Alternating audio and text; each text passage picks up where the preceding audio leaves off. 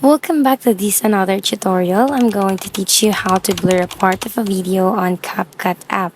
Let's open the CapCut app and then create a new project and select the video that you want to edit. First, let's add the blur effect.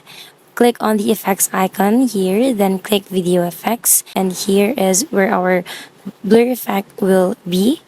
You have a couple of different blur effects, but I'm going to choose this one right here and click on it one more time. Now you can drag the slider to adjust the blur strength. Just click on done here and select the blur effect that we've added and drag it across the part of the clip that you want to blur.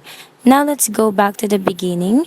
Select your main video right here, and then you want to find the button that says copy and click on it, and this will make a copy of our video without the blur effect. Now go back and select the video one more time and find the button that says overlay and tap on it. Now select the second video and find a button that says mask and click on it. You have a couple of different mask shapes. You can drag these arrows in order to adjust the width and height of the mask, and in order to make the mask smaller or bigger, just pinch to zoom.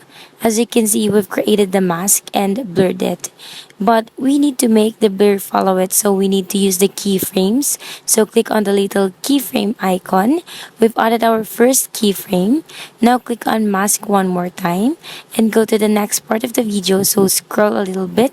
Now adjust your mask and make sure that it follows the part that you want to blur, and adjust its size if you have to. Repeat the process. When you finish, you can export the video. So that's how you can blur parts of video in CapCut. Please don't forget to like, subscribe, and hit that notification bell. Thank you for watching, and I'll see you again on my next video. Bye!